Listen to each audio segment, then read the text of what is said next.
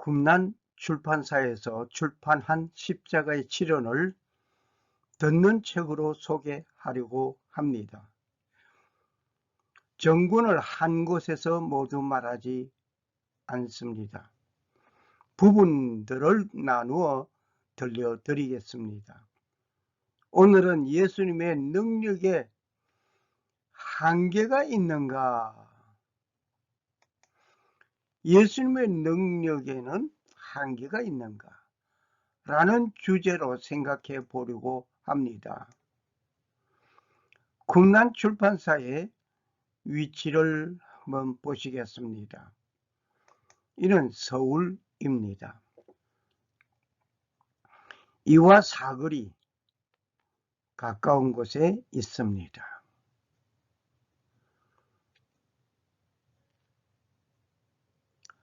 이 꿈난 출판사에서 출판된 책 3권, 십자가의 치론, 광야의 망치 소리, 값진 잔소리, 이렇게 3권을 출판하였습니다. 꿈난 출판사에서 출판하고 쓰기는 제가 쓴 책입니다. 예수님의 능력에는 한계가 있는가? 일을 할 수 있는 자가 일을 하지 아니할 때에 그 능력은 상실되는 것은 자타가 잘 알고 있습니다. 즉, 일을 할 수 있는 능력자가 일을 하지 아니하면 그렇게 무기력하게 보이는 것입니다.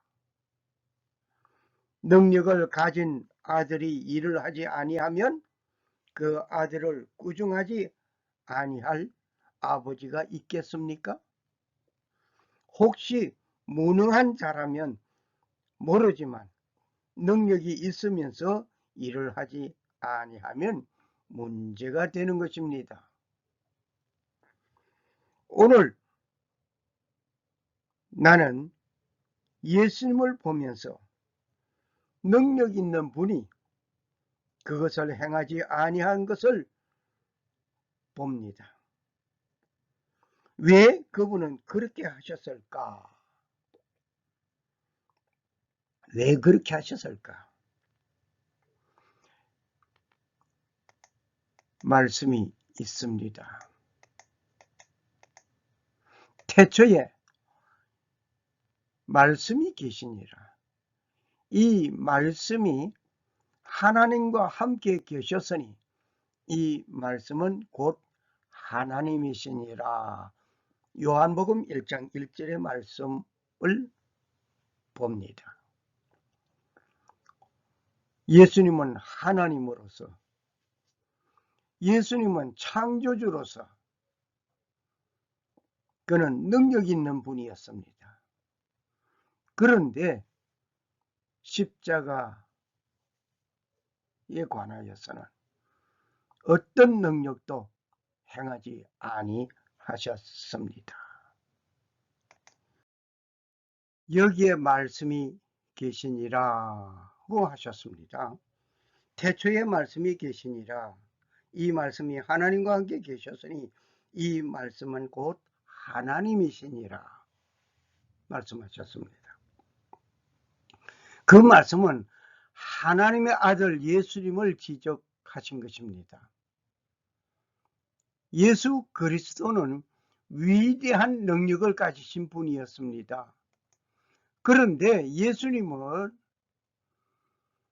할 수 있는 그 모든 일들을, 능력을 가지신 그분은 일을 하지 않으셨습니다.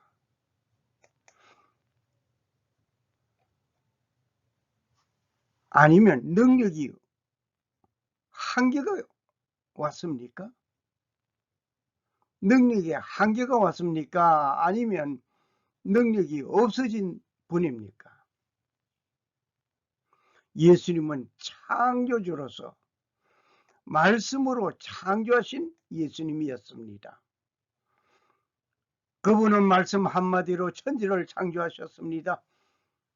그러한 능력을 가지신 분이라면 말씀 한마디로 모든 일을 이루어질 수 있는 가능한 분이었습니다. 그분은 아무 능력도 행하지 아니하셨습니다. 문둥이를 고치시던 예수님이었습니다. 죽은 자를 살리시던 예수님이었습니다. 떡 5개와 물고기 2마리로 광야에서 5,000명을 먹이고 남은 것을 12광줄이나 거두게 하신 예수님이었습니다.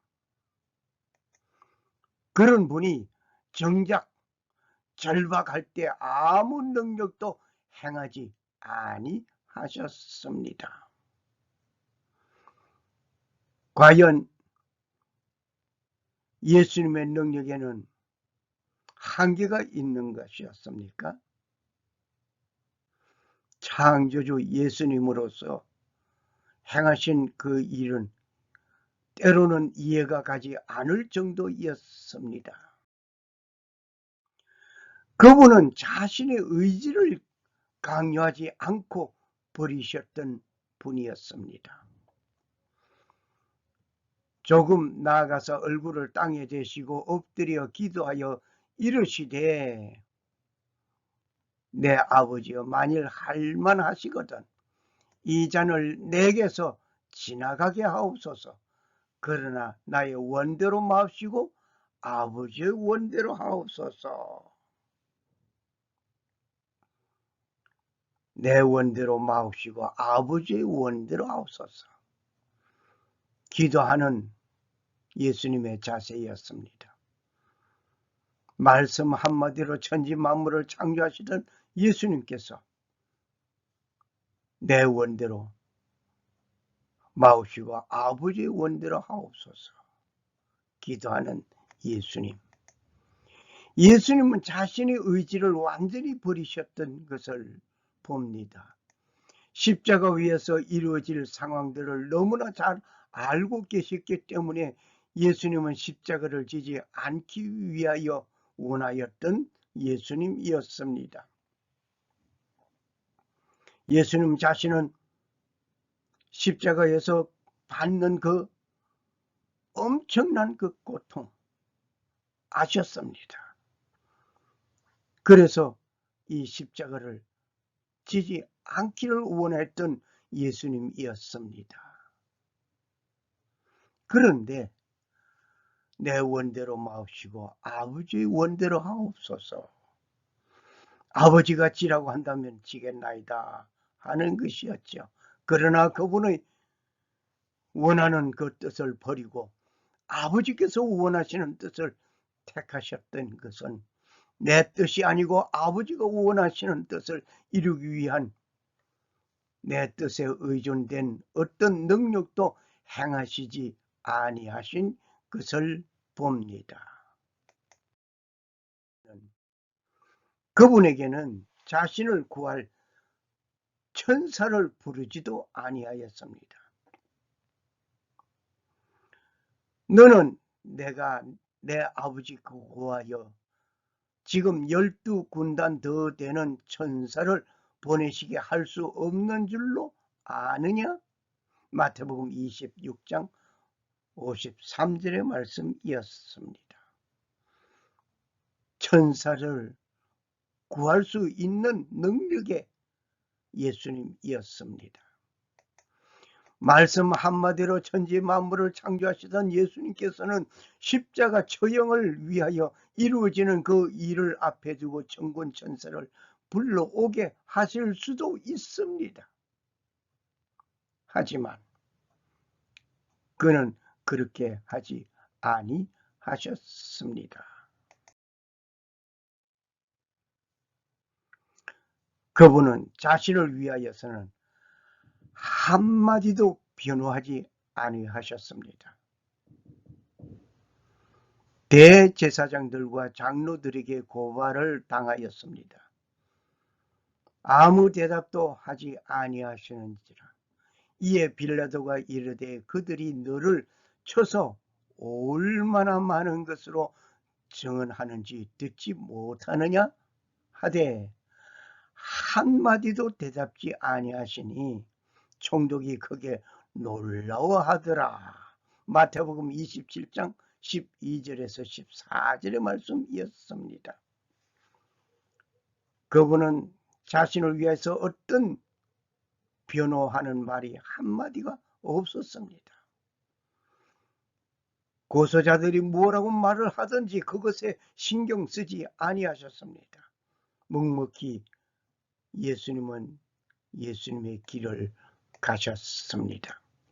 그분은 자신을 위하여 변호하지 않으셨던 것을 우리는 잘 압니다. 3년의 공생의 기간 동안에 하신 말씀과 행동들이 있었지만 믿지 아니하는 자들에게 더 이상의 말을 하지 아니하신 예수님이었습니다. 우리는 여기서 무엇을 배워야 하겠습니까? 내가 어떤 법정에 서서 있을 때에 그 법정에서 나를 위하여 자신이 변호할 수 있는 기회가 되면 무슨 말을 할 것입니까? 그분은 자신을 위험에서 구하지도 아니하셨습니다. 그와 같이 대제사장들도 서기관들과 함께 희롱하며 서로 말하되 그가 남은 구원하였으되 자기는 구원할 수 없도다. 마가복음 15장 31절의 말씀을 봅니다. 남은 구원하였지만 자기 자신은 어떤 그 위험에서 구하지도 아니하는 예수님이었습니다. 우리를 시험에 들게 하지 마옵시며 라고 예수님께서 가르쳐 주신 기도가 생각납니다. 그러나 자신을 위한 위험한 처지에 있을 때 그 위험에서 구해달라고 어떤 요청도 하지 아니하셨던 예수님을 우리는 봅니다. 우리에게 가르쳐 주기를 우리를 시험에 들게 하지 마옵시며라고 기도하던 분, 지금 엄청 놀라운 위험에 빠져 있는 예수님, 자신을 어떤 그 위험 처지에서 있을 때 위험에서 구해달라고 요청하지 아니하셨단 말입니다. 그분은 십자가에서 내려오지도 아니하셨습니다. 십자가에서 올 수 있는 능력의 예수님입니다.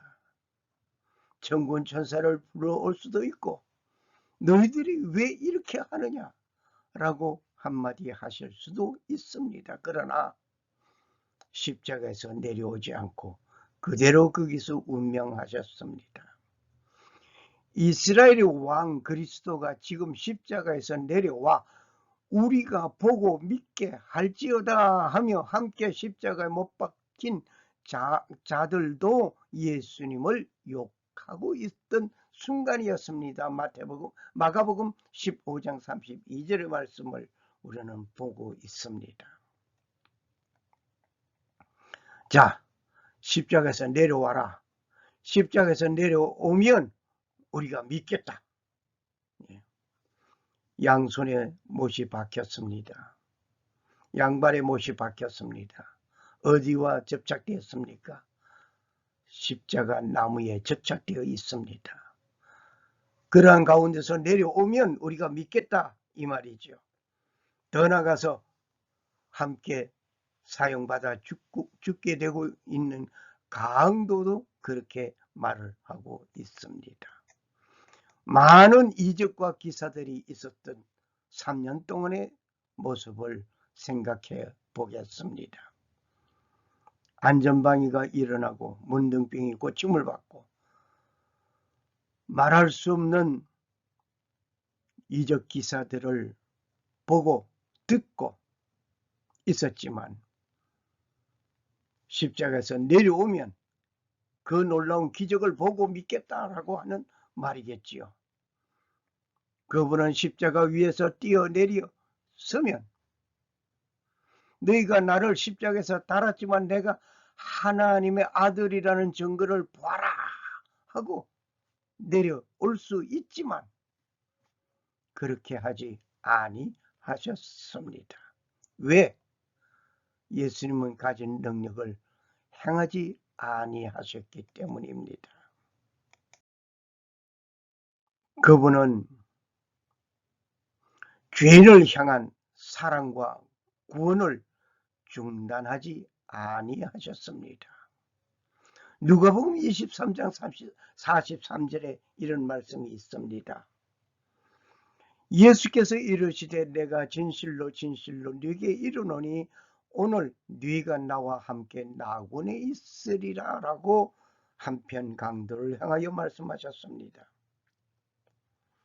죄인을 향한 하나님의 사랑, 하나님의 그 구원의 그 중차대한 그 결과, 그 모습 그대로 실천하고 있습니다. 죄인을 사랑하는 그 모습. 어떤 죄인, 죄를 지은 사람 그를 사랑하심이 아니라 죄를 회개하는 한편 강도는 한평생 죄악 속에서 살아왔던 그였습니다. 그 결과 그는 사형받아 죽어가면서 예수여 당신의 나라에 임할 때에 나를 기억하소서 라고 회개하는 그 한편 강도를 보고 예수님께서는 말씀하셨습니다. 내가 진실로 네게 이르노니 오늘 네가 나와 함께 낙원에 있으리라. 놀라운 일입니다. 마지막 순간까지 죄와 함께 살아가던 그가 죽어가면서 예수님에게 구합니다. 당신의 나라에 임할 때에 나를 기억하소서. 짤막한 문맥입니다마는 예수님은 그 강도에게 사랑을 베풀었고 구원을 허락하였습니다. 오늘 우리는 어떻습니까? 그분은 십자가에서 회개한 한편 강도를 향하여 낙원에 있을 것을 약속하시면서 구원의 손길을 베풀어 주셨습니다. 예수님은 이 모든 일들을 하실 수 있으면서 정작 자기 자신을 위하여서는 아무 일도 행하지 아니하신 예수님이었습니다. 왜 그랬을까요? 왜 무능력한 자와 같이 잠잠하였을까요? 잠잠한 이유가 뭘까요? 오늘 우리는 생각해 봅시다. 그분은 말씀으로 온 인류를 사랑한다고 하시면서 죄를 용서했노라고 하셔도 됩니다. 말씀으로 천지 만물을 창조하시던 예수님이었기 때문에 내가 오늘 이후로 온 인류의 죄를 사하노라 하시면 됩니다. 그러나 그렇게 하지 않으셨다는 것은 인류를 위한 그분이 친히 피를 흘려야만 하는 일이었기 때문입니다. God loves all who love the Son. 우리는 그 아들이 누굽니까? 하나님의 아들 예수 그리스도를 사랑하는 모든 자를 하나님이 사랑하신다는 것을 우리는 기억해야 할 것입니다. 그가 범죄함으로 말미암아 흠없는 수송아지로 속죄 제물을 삼아 하나님께 드릴지니 기름 받음을 받은 제사장들은 그 수송아지의 피를 가지고 회막에 들어가서 레위기 4장 3절 4절 5절의 말씀이었습니다. 그가 범한 죄로 말미암아 흠없는 수송아지로 속죄 제물을 삼아 여호와께 드릴지니, 죄를 범하면 흠없는 수송아지로 속죄 제물을 삼아서 여호와께 드리는 피의 제사였습니다. 이 제사 제도는 예수 그리스도가 흠없는 자로서 하나님의 아들로서 오시어서 온 세상 인류를 위해서 속죄 제물이 되는 피를 흘려야만 하는 일이 되어야 했던 것입니다. 너희는 너희가 거주하는 땅을 더럽히지 말라. 피는 땅을 더럽히나니 피 흘림을 받은 땅은 그 피를 흘리게 한 자의 피가 아니면 속함을 받을 수 없느니라. 민수기 35장 33절의 말씀이었습니다. 피를 흘려서 속죄하겠다고 하는 예수님의 그 중차대한 그 사명 때문에 그는 능력을 행하지 아니하셨습니다. 율법을 따라 그의 모든 물건이 피로서 정결하게 되나니 피 흘림이 없은즉 사함이 없느니라. 히브리서 9장 22절 말씀이었습니다. 피 흘림이 없다고 한다면 사함이 없기 때문입니다. 피 흘림이 없은즉 사함이 없노라고 하신 그분의 말씀이 이루어졌습니다. 그분이 나를 용서하시기 위하여 친히 영원한 속죄물이 되셨던 것입니다.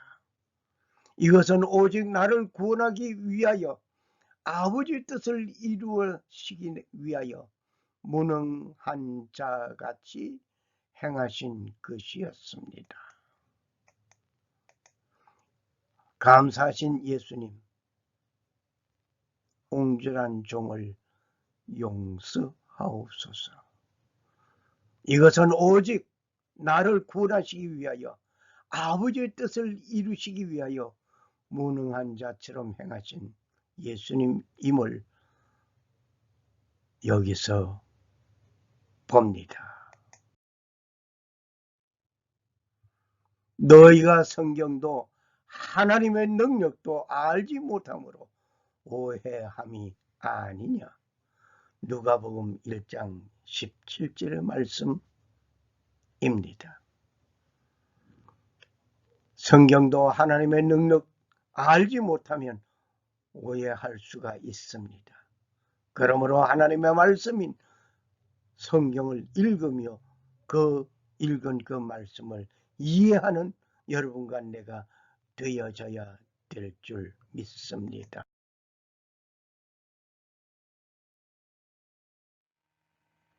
살아 역사하시는 주 하나님 아버지는 자신의 뜻을 이루시기 위하여 역사하시는 가운데 그분이 사용하시고 귀한 역사를 이루는 그 일에 등반되는 인물이 되시기를 소원합니다.